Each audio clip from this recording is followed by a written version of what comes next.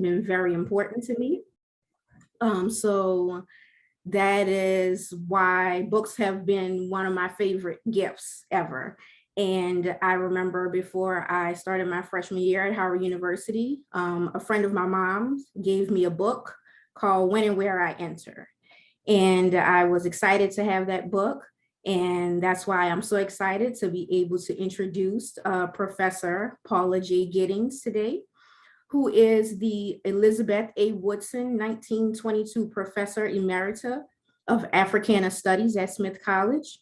She's also the author of 4 books, When and Where I Enter, The Impact on Black Women on Race and Sex in America, In Search of Sisterhood, Delta Sigma Theta and the Challenge of the Black Sorority Movement, Burning All Illusions, which she edited, an anthology of articles on race published by Nation magazine from 1867 to 2000, and Ida, A Sword Among Lions, Ida B. Wells and the Campaign Against Lynching. Ida received the Los Angeles Times Book Prize in Biography, the Letitia Woods Brown Book Award from the Association of Black Women Historians, and was a finalist for the National Book Critics Circle Award. The book was deemed one of the best books of 2008 by the Washington Post and the Chicago Tribune. Professor Giddings is a journalist and former magazine and book editor. She is the editor emerita of Meridians, Feminism, Race, Transnationalism, a peer-reviewed journal that is housed at Smith and published by Duke University Press. Also, Giddings has been a book editor at Random House and Howard University Press, a magazine editor and Paris bureau chief for Encore American and Worldwide News, and a journalist who has written on national and international issues for the Washington Post, the New York Times, and the Philadelphia Inquirer. Jean Afrique, the International Herald Tribune, and the Nation, among other populations. Giddings has been awarded fellowships from the Guggenheim Foundation, the National Humanities Center and Research, Triangle Park, and has honorary doctorates from Wesleyan University, Bennett College, and Howard University. She was elected to the American Academy of Arts and Sciences in 2017. So welcome, Professor Giddings, and thank you so much for being here. Thank you so much, Amber. Thank you. So another link that I have to this next person that I'm going to introduce in December for Christmas of 2019. I was given a book for a Christmas present from my boss. It was a book about Lorraine Hansberry, and I was like, oh, this is amazing. I'm so excited to receive this book. And I was excited, not for great reasons, but in the spring of 2020, when I suddenly found myself with lots of downtime due to COVID, I was able to read the book Looking for Lorraine. So I'm so proud to be able to introduce Dr. Imani Perry, who was born just 9 years after the 16th Street Baptist Church bombing in Birmingham, Alabama. Dr. Imani Perry was instilled from an early age with a strong instinct for justice and progressive change. The rich interplay between history, race, law, and culture continues to inform her work as a critically acclaimed author and the Hughes Rogers Professor of African American Studies at Princeton University. Perry's work reflects the beautiful and deeply complex history of Black thought, art, and imagination. It is also informed by her background as a legal historian and her understanding of the racial inequality embedded in American law. Her latest book, an instant New York Times bestseller and a finalist for the 2022 National Book Awards, South to America, A Journey Below the Mason-Dixon to Understand the Soul of a Nation, is an essential odyssey through the American South in the way it defines American identity. In Breathe, A Letter to My Sons, Perry explores the terror, grace, and beauty of coming of age as a Black person in contemporary America and what it means to parent our children in a persistently unjust world. Conceived as a letter to her young sons, this uplifting and often lyrical meditation on living, according to Booklist, offers compassion, dignity, and resilience as a balm to all Black children facing a world rife with racial hatred. The book was a finalist for the 2020 Chautauqua Prize and a finalist for the NAACP Image Award for Excellence in Nonfiction. She is also the author of 5 other books, including the award-winning biography, Looking for Lorraine, The Radiant and Radical Life of Lorraine Hansberry. Perry's writing has also appeared in the New York Times, The Atlantic, New York Magazine, and Harper's, among other publications. She earned her PhD in American Studies from Harvard University, a JD from Harvard Law School, and LLM from Georgetown University Law Center, and a BA from Yale College in Literature and American Studies. So thank you so much for being here. Welcome, Dr. Imani Perry.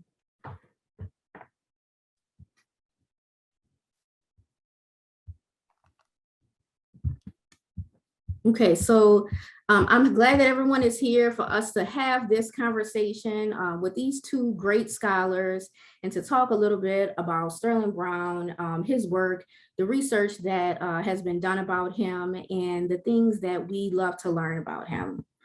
So today, I wouldn't, Sterling Brown's work is not really something I would say you just stumble upon, right?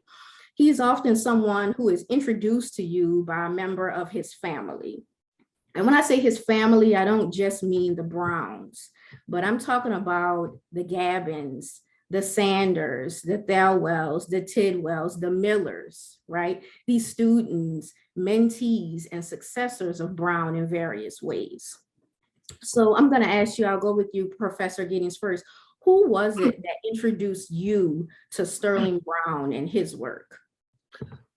Thank you so much, Amber. It's so wonderful to be here. And the introduction.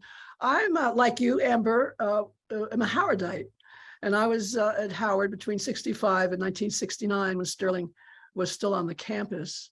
I didn't have him as a professor. I'm not sure how much he was teaching at the time, but I did have his very good friend and the renowned critic Arthur P. Davis. For my first class, this was my first class ever in Negro literature at Howard University. And of course, Arthur was a good friend of Sterling's. I think Sterling even brought Arthur Davis to Howard, was responsible for Arthur being at Howard. They were peers. They co-edited that iconic anthology, Negro Caravan, together along with Ulysses Lee. And I was introduced to Sterling's work then. At the time, I was an aspiring poet myself. And to read his work and to read his work, I mean, he was just one of the, he was a star in this firmament I wanted to be in, wanted to be a part of. And that's how I became introduced to his work. There's another story of being introduced to him, but let's hear from Dr. Perry. I bet that's a good story there. How about you, Dr. Perry? How were you introduced to Sterling Brown and his work? Yeah, so I guess my first formal introduction to his work, I mean, his work was in our home, but my freshman year of college in Introduction to African American Literature taught by Robert Steptoe. And we read, we had a unit on blues literature.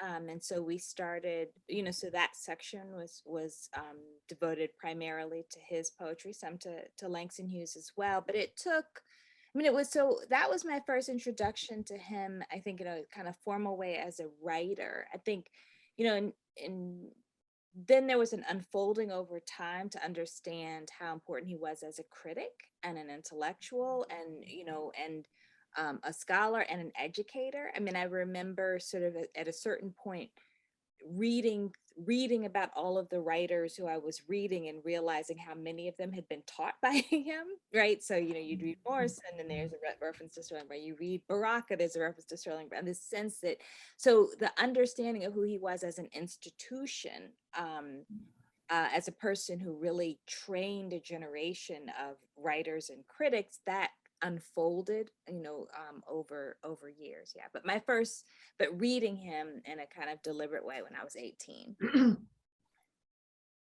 Great. So I'm glad that we're able to be here today to, discuss and celebrate the multifaceted Sterling Brown. But I've come across quite a few instances, both from Brown himself and others, that indicate that he maybe wasn't acknowledged as much as he could have been, in real time. Michael S. Harper used to tell this story about when he first met Sterling Brown. He said that Sterling Brown introduced himself as the invisible Mr. Brown. So Professor Giddings, I know you mentioned that you came in contact with him at Howard University, but he had already stopped teaching at that point. But I would love to hear your take on how Sterling Brown was perceived on Howard University's campus at that time when you were a student there, also when you were working at Howard University Press. We didn't know quite what to make of Sterling Brown.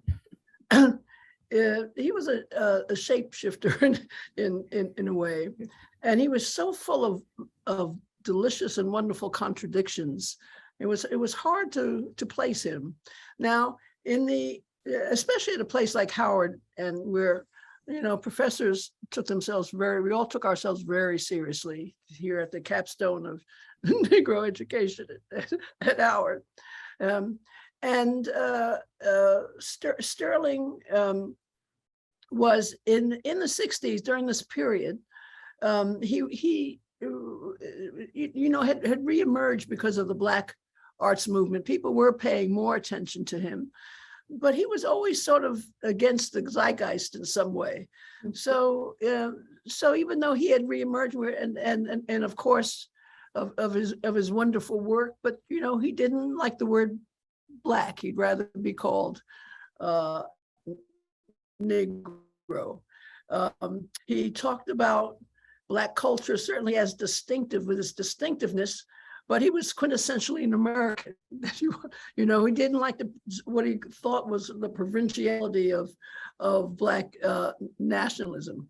All the shibboleths, he always said, even in terms of what we were studying, that Sterling Brown famously believed there was no such thing as a Harlem Renaissance, that it wasn't a Renaissance and it wasn't in Harlem.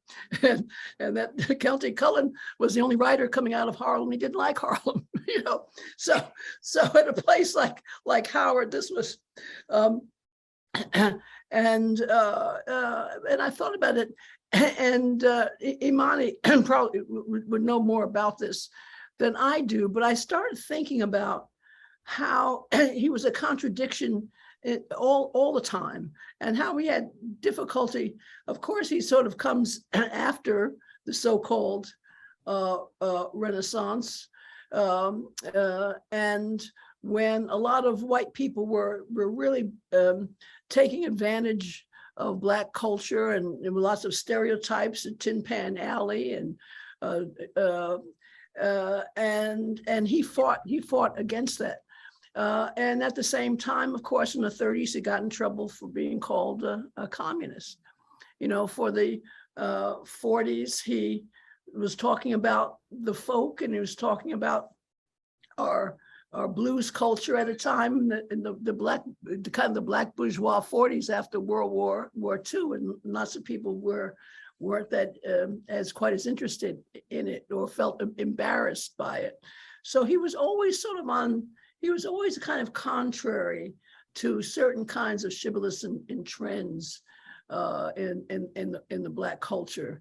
And I think this, and of course, as we know, despite everything, despite all the praise of his first book of poetry, he couldn't get a second one published, right? Until the 1970s, which is incredible because of all of that I just mentioned. And so he was always sort of swimming against the current. Yeah. Dr. Perry, what do you think are some of the reasons that maybe he wasn't the celebrated figure that he could have been? I mean, I think that's absolutely right. There's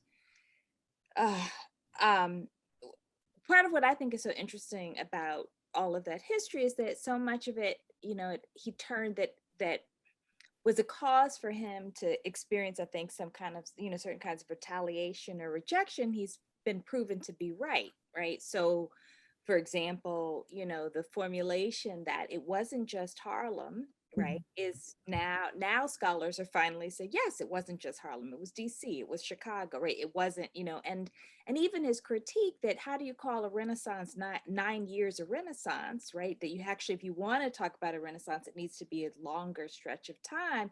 So we need to pay attention to Black literature starting in the late 19th century. That's also something that we're doing now, belatedly, you know, in the field of African American literature.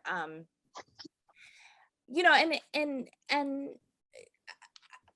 and the point about the folk, I think, is really important too. And both his sort of advocacy for Black folk culture. So, you know, he was critical of Alain Locke's formulation that Black folk culture, rural culture, Southern culture was in decline, that it was going to be. And he said, no, this is actually a really robust cultural space, right? That, and he, you know, he was right about that, but he also sort of rejected that brand of elitism, which I think particularly, I mean, it's sort of part of the contradiction, right? Given where he came from, but notwithstanding the fact he's a Williams educated man, right?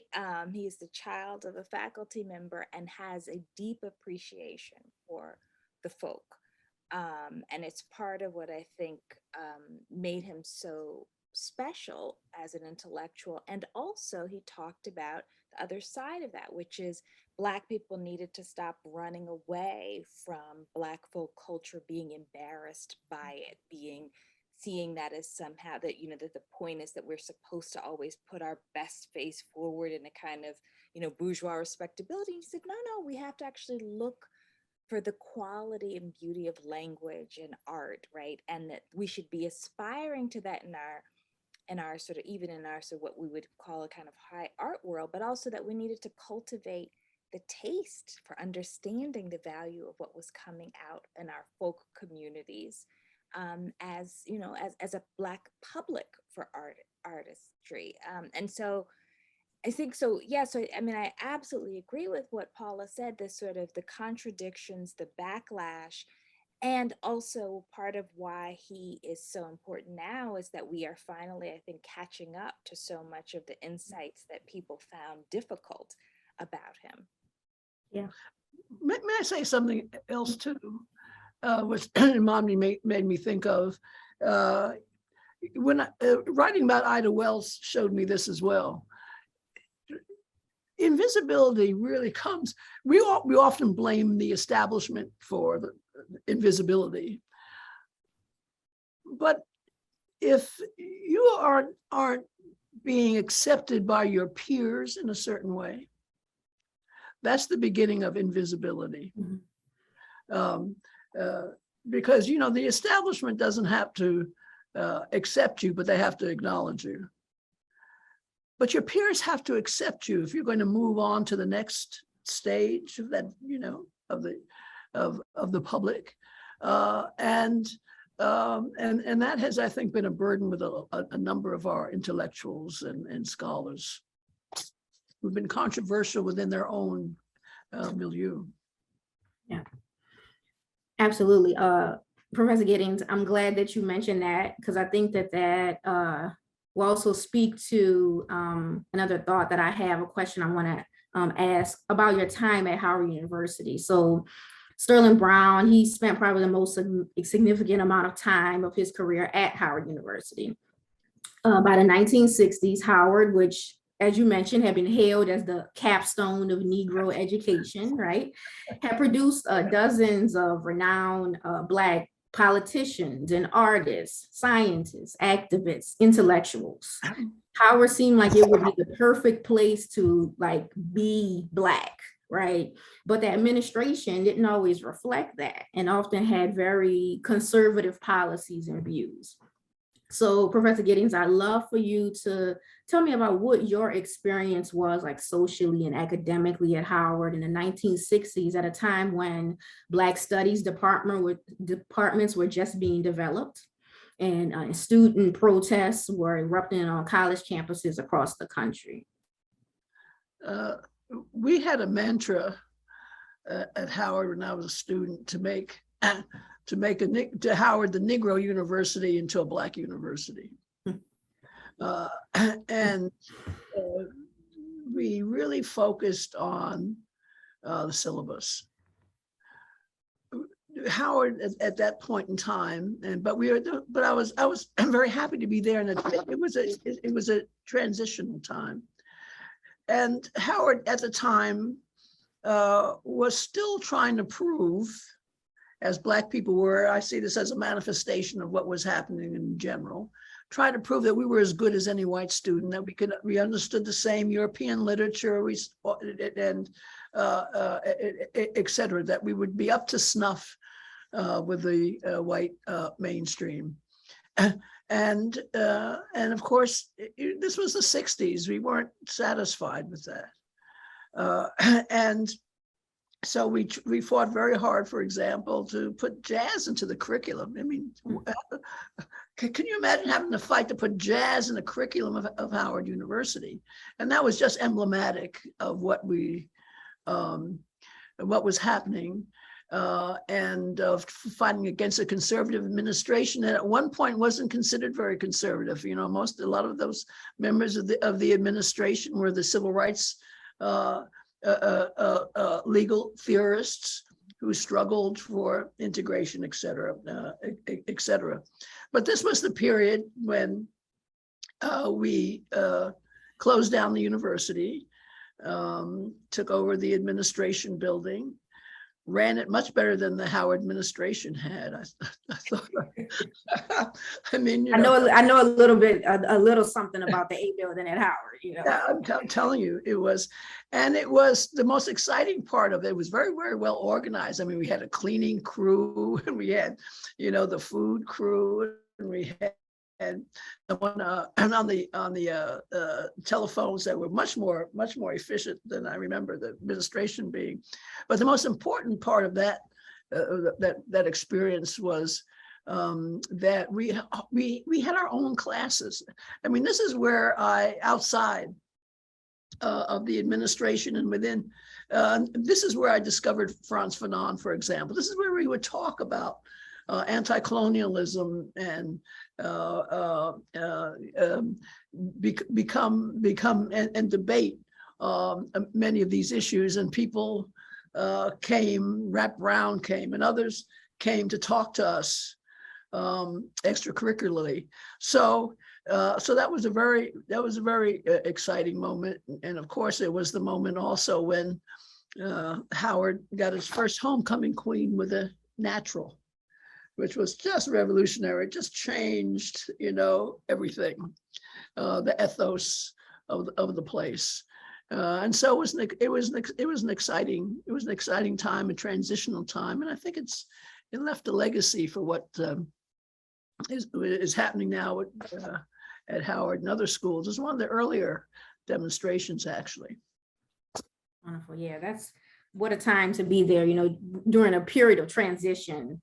Any place to be there during transition is definitely something that you will be full of stories of, so let's talk a little bit about Sterling Brown and some of his specific studies. He may be best known as a literary scholar, but his scholarship on jazz and blues music, that can be, a panel of its own. Amiri Baraka credited Sterling Brown with showing that Black music could be studied, and by implication that Black people had a history. He was raising the music as an art, a thing for scholarship and research, as well as deep enjoyment.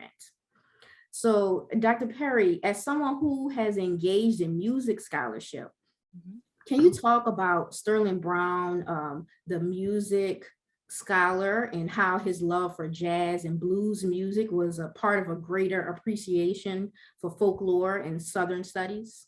Sure. I mean, I think, for me, part of why he's such a critical figure is that he's one of the early folks to disrupt the idea one distinguishes between high culture and vernacular culture in terms of music quality, right? And so, his decision to take Black music seriously at a formal level, right? At the level of composition, at the, to really attend to the aesthetics, without question, opens the door to certainly my own work with hip hop early on, but also work, with Black popular music in general. So oftentimes we credit, we think about, again, he's someone who's before his time. We talk about that shift to Black popular music culture studies in the 80s and 90s, but he's actually pushing us to do that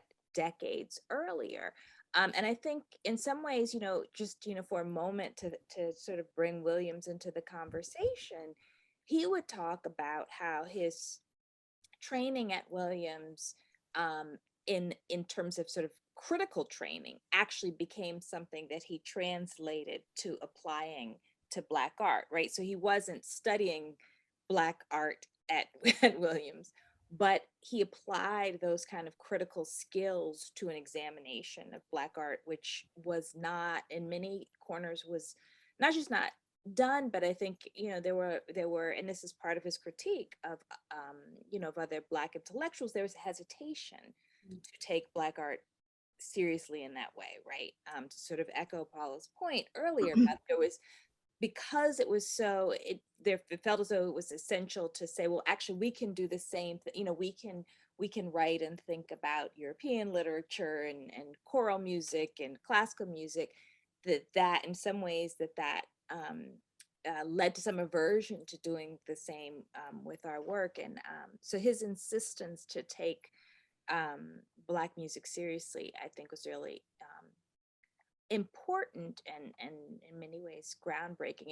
And certainly, if we think about the point that you made about his influence on Baraka, I mean, Blues People is probably the most widely assigned work of Black music criticism outside of music departments to this day. So so there's a direct lineage, right, to the field in that way as well.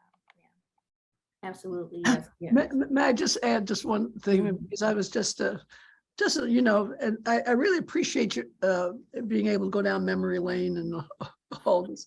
But I was one of the, I know other people have written about this, but I was one of the people who were fortunate enough to be invited to Sterling Brown's basement when he played his jazz records and his blues records.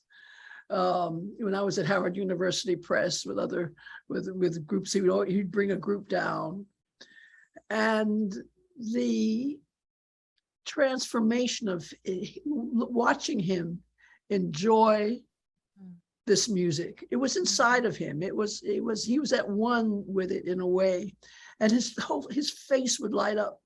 He was the happiest I've ever seen him anywhere, there listening.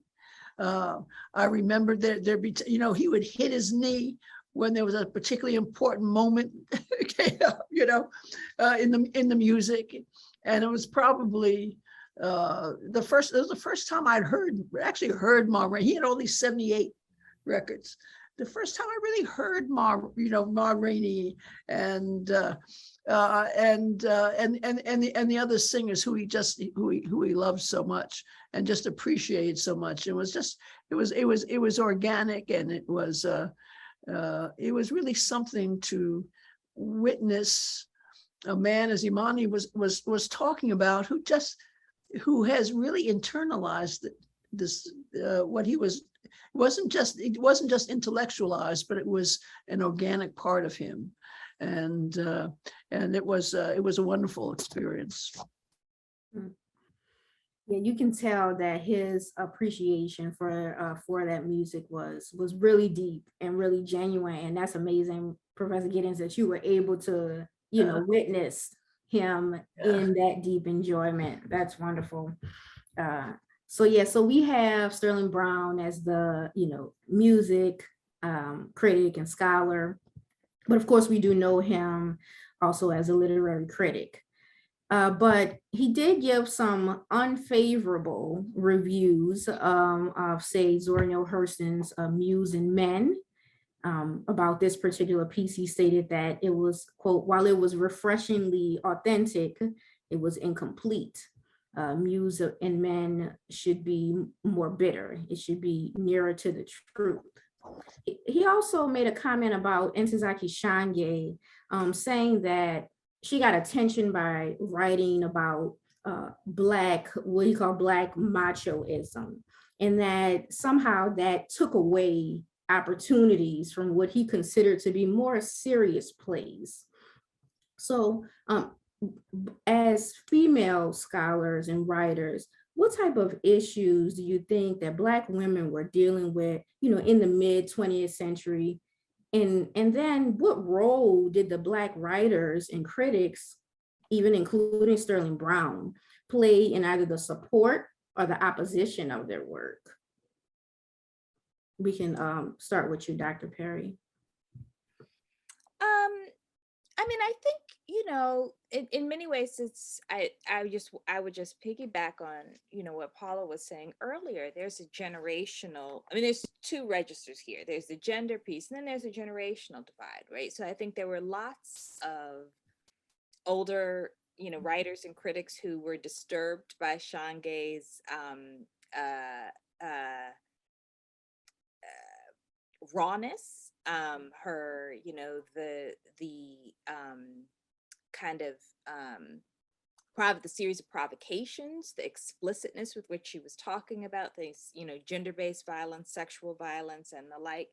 I also think, people disagree on texts that are, that I think history has established that For Colored Girls was an extraordinary, groundbreaking text, but it was also, subject to a lot of criticism from a lot of quarters, right?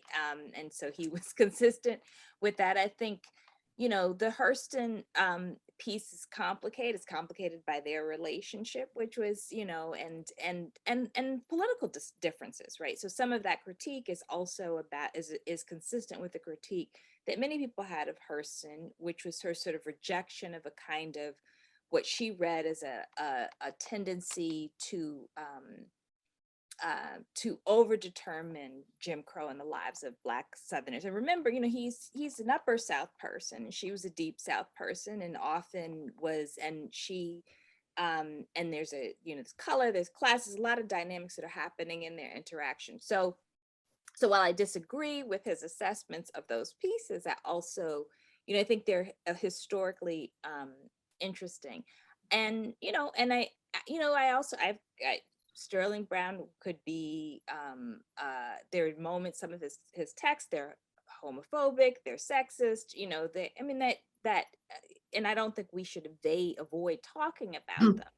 But I also think, we should talk about them in the context, in the kind of historical and political context that they were in. Well, listen, I'm happy to call out sexist and truth to power and any of that. But I'm not sure, Sterling criticized everybody pretty equally.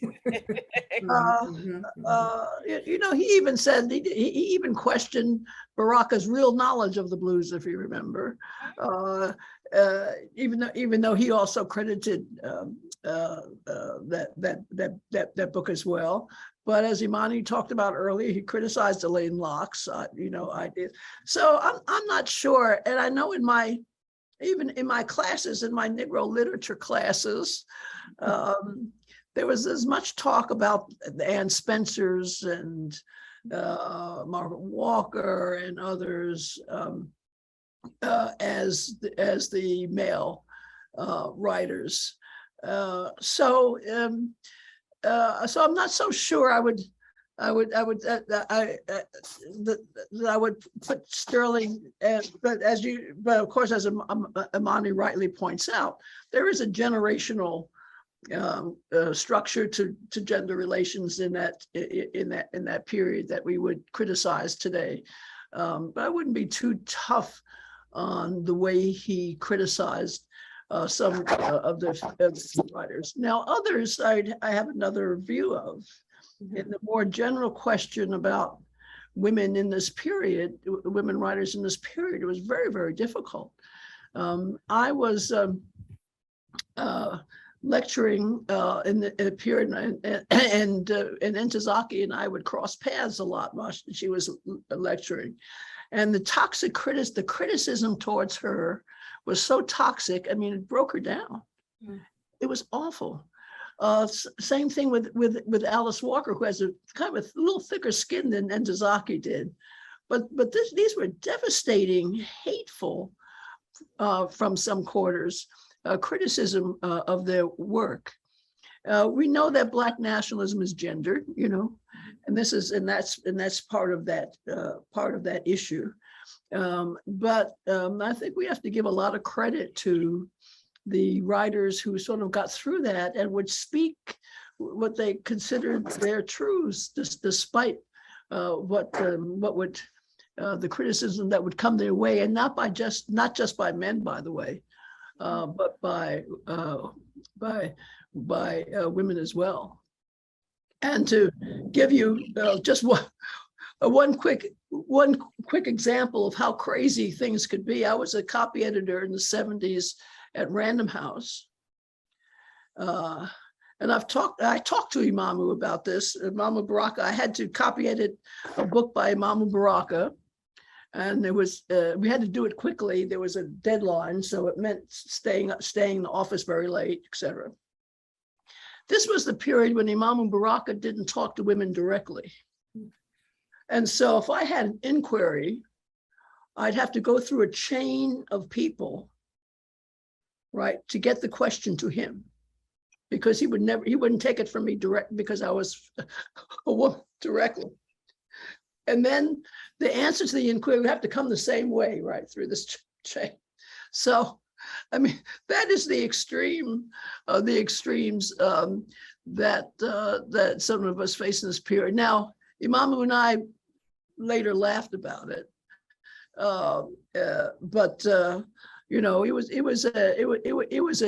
a challenging time for others. Not so much.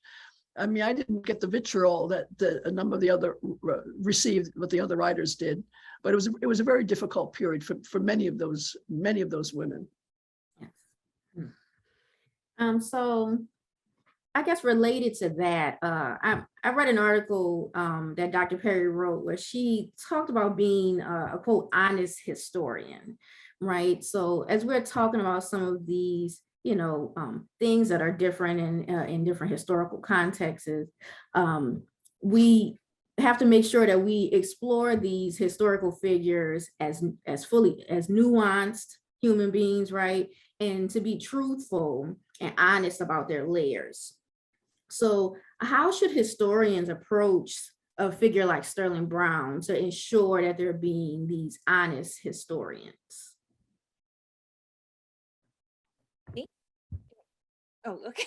Yeah, I mean, I think, you know, I will say, I mean, I think much of the way that you have ushered this conversation is an example of that, right? So to talk about both the extraordinary work he did, but the impact of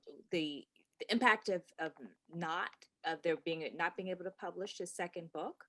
Talk about the, you know, the backlash against him that led to him having this sort of invisibility. I think for one of the things I'm particularly interested in general in the history of Black art and culture is Black institutions. Without question, he would be completely invisible were it not for Howard University and the maintenance of his legacy, but also the position that he had there.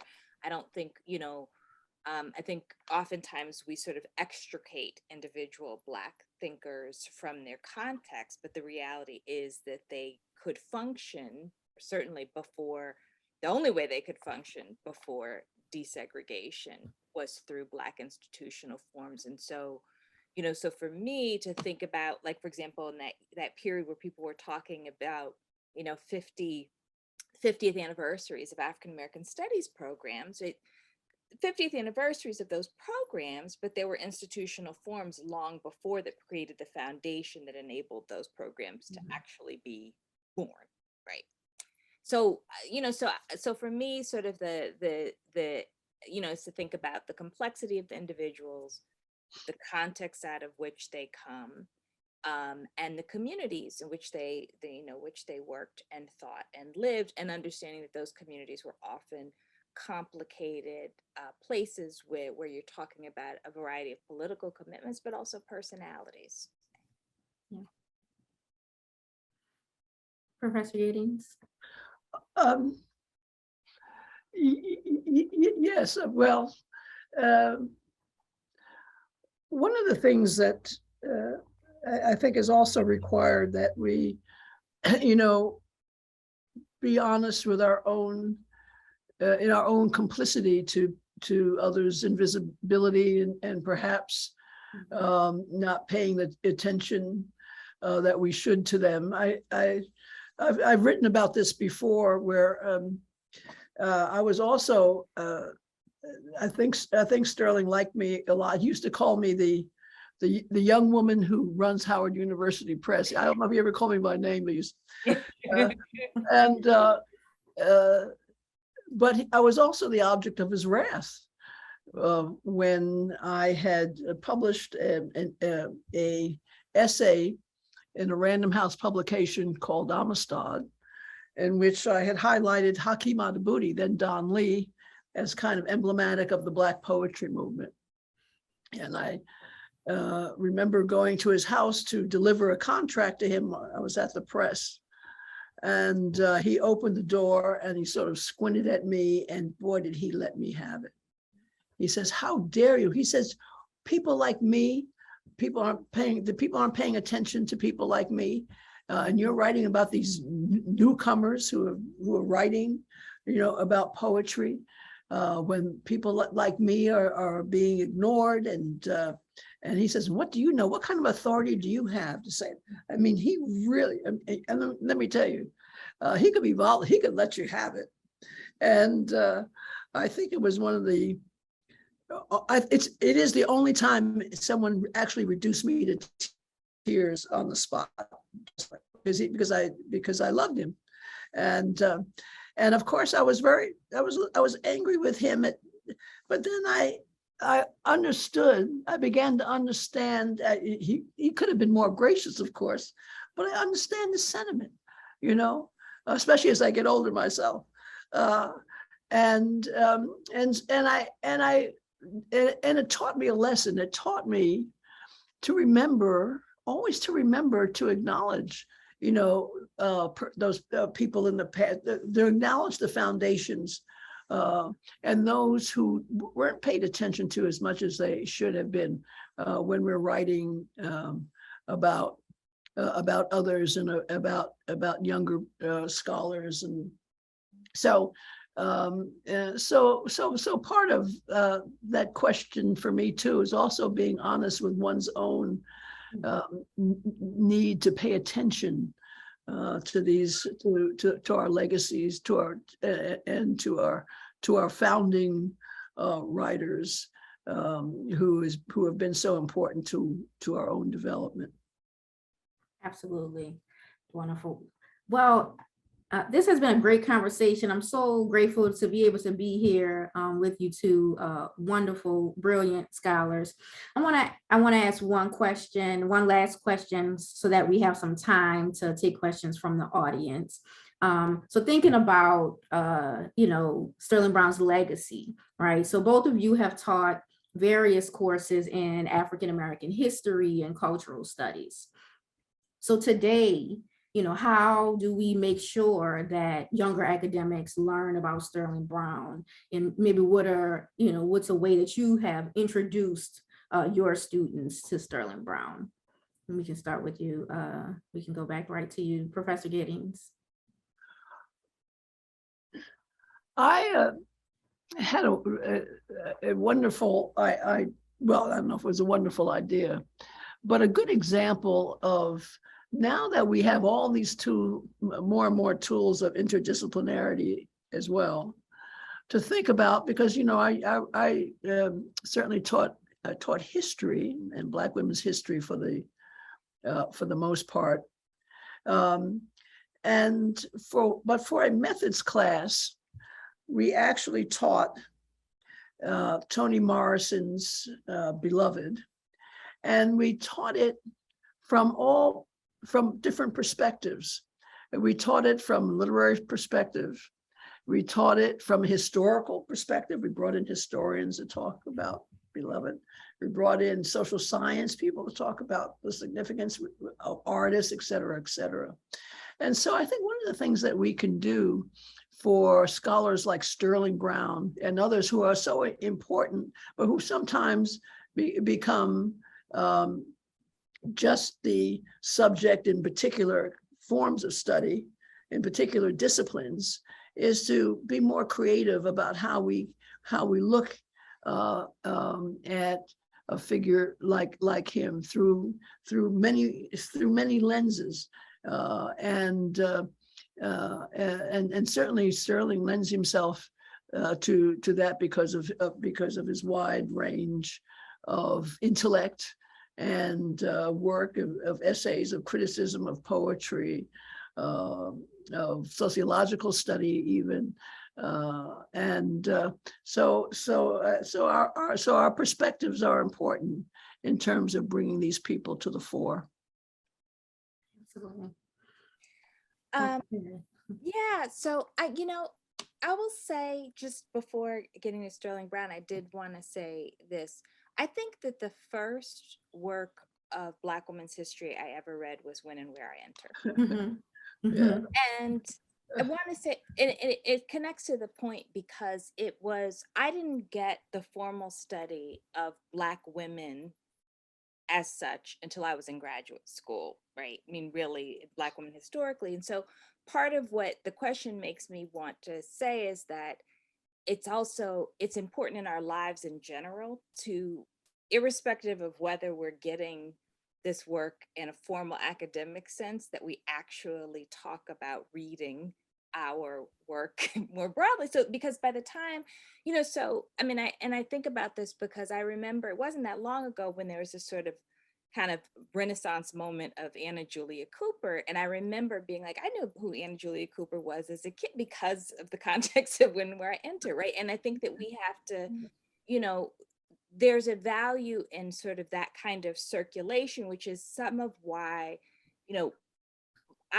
Sterling Brown's work was in my home because my mother was a movement person. And in the 60s, when there was the republication, late 60s, of his work, the books were there. And I think part of it is actually to nurture this culture of believing in obviously, Amber, you grew up in this context, right? So believing that we actually nurture our traditions on a daily basis. In the academic context, I mean, I've taught his poetry, but I also often play him reading his poetry in African American studies courses in general for the kind of like multi-sensory experience, right? And also the historical contextualization, and so that not just teaching him as an intellectual and an artist, but also the way that his voice, right, and his work functions as a document of the past, that I think is really important to give texture, kind of sort of a living sense of Black history. Yeah, so especially the Ma Rainey poem. Oh, I love that poem. Yeah. Absolutely. So let's I think we have a little time left so that we can take some questions from the audience. So folks, you can use the Q&A feature. You should be able to see it, I think, at the bottom of your screen, to put in any questions that you may have.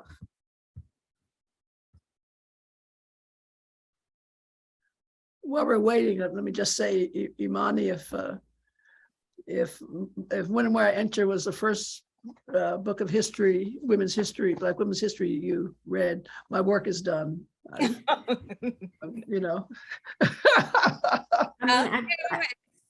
My work is done. My work is done. Yeah. I don't do it anymore. When Jess told me that you were going to be featured, Professor Giddings, I immediately thought about that that gift of when and where I enter, and to really put it in the context of getting that book before starting college at Howard University. You know, it was an amazing thing. And it was like, it was almost, it felt like a rite of passage. Yes. Once I got to Howard, you know, to read that book. It was definitely on the required reading list of many classes at Howard University. So Thank you. we're Very definitely forever grateful for You're that very book, kind. Thank for you. that work. Yes, absolutely.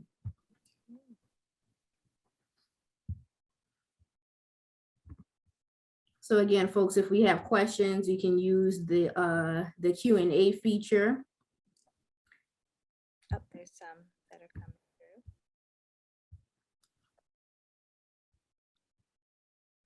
through.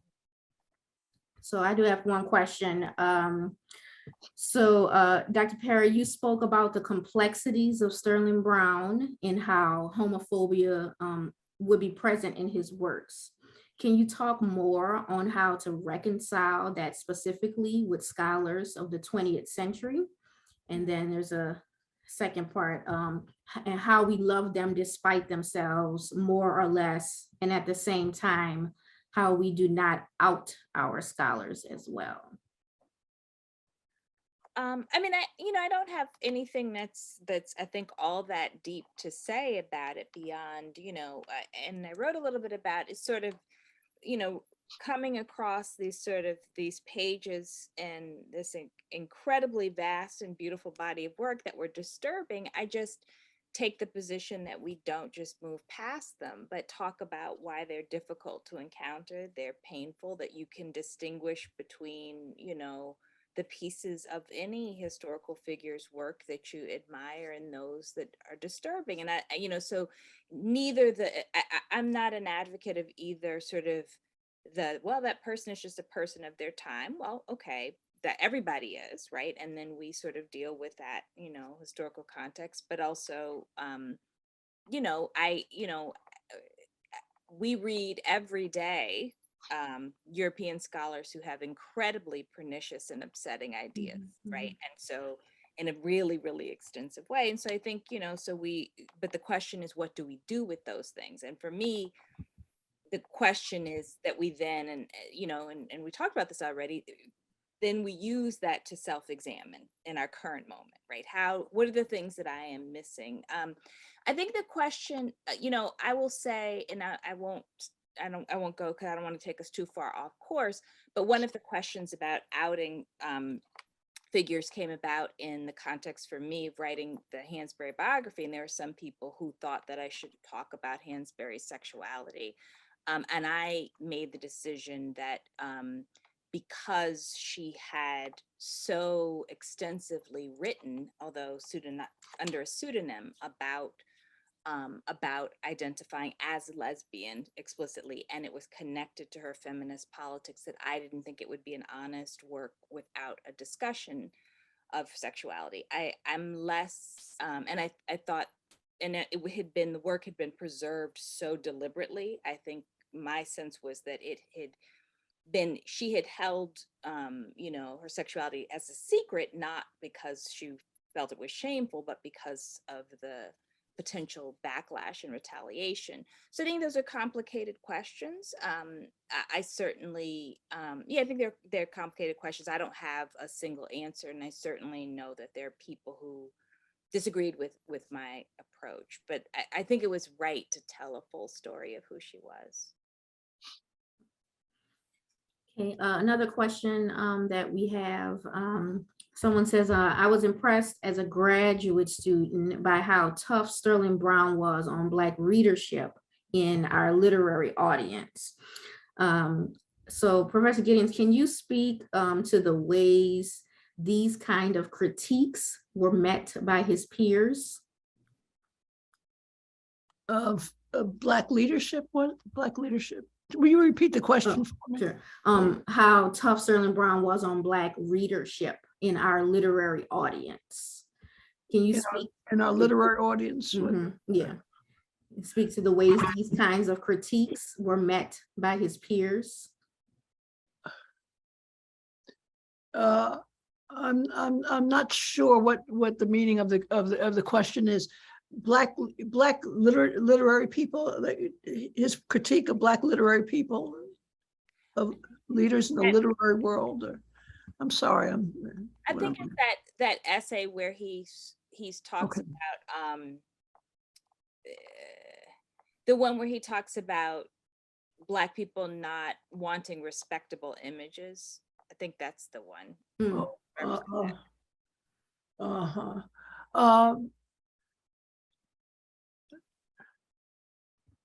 Sterling was, I think I mentioned this before.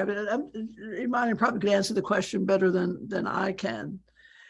Any shibboleth, he just hated us to rely on sort of lazy ideas, what he would consider lazy ideas and easy ideas, that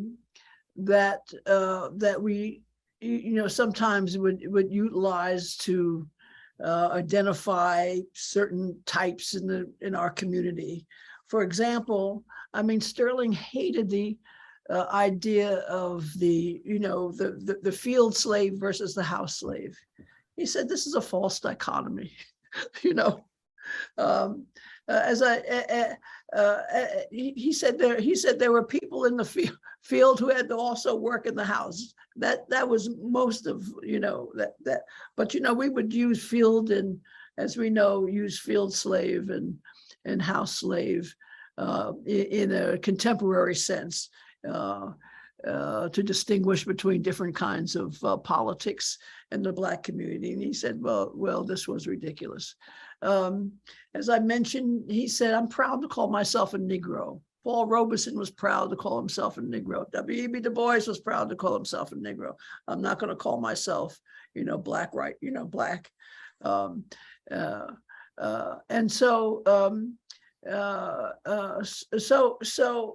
he was. But he also took some delight in being a contrarian. He also took some delight in sort of undermining all of that. There's another anecdote. This is probably not answering the question, but there was another anecdote. Of course, when the first time I saw Sterling Brown physically, I was in Arthur Davis's class.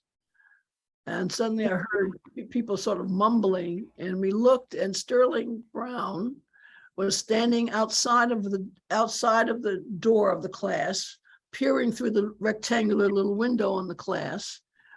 And he had on a baseball cap on backwards, and he had a baseball bat, and he was making faces at us.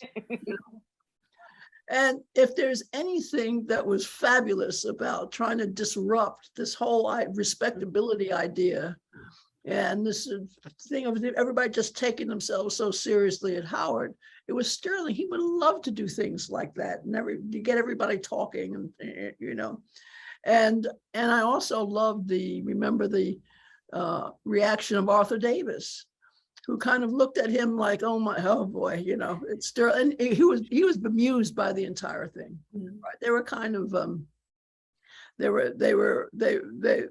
understood each other very, very well, and because we watched Arthur, and Arthur just said, oh please, but he was laughing, at Sterling's behavior. This is a very long answer to the question. But it's an amazing story that came out of it, right? Thank you. But I'll stop there. But anything that seemed to him phony or inauthentic or pretentious, Sterling would just rail against it. Yeah, wonderful. Well, this has been an amazing conversation. Thank you, everyone, for the questions that you did put in the chat. Unfortunately, we are at time. We could probably sit here for another few hours and get some more of these good Sterling Brown stories and analyze some of his works, but we are unfortunately out of time. So I just want to thank everyone for being here today, everyone in the audience who has joined us virtually, and of course, Professor Paula Giddings and Dr. Imani Perry. Thank you so much for engaging in this conversation with us today. And I just want to remind folks that you should please definitely, if you do not have all of their texts, make sure that you support these brilliant academics and get these books. And when you're buying these books, try to get them from your local Black bookstore. Make sure that you are supporting these Black bookstores, online bookstores that offer these books like Uncle Bobby's or Community Book Center, and checking out your local Black bookstores for these books, and especially Dr. Perry's latest, South to America, A Journey Below the Mason-Dixon to Understand the Soul of a Nation. So check those books out. You heard us talk about When and Where I Enter a bunch of times. Get those books if you do not have them. And thank you everyone so much for being here today. And thank you, Amber. Thank you. Thank you so much. Thanks everyone. Have a good night. Good night.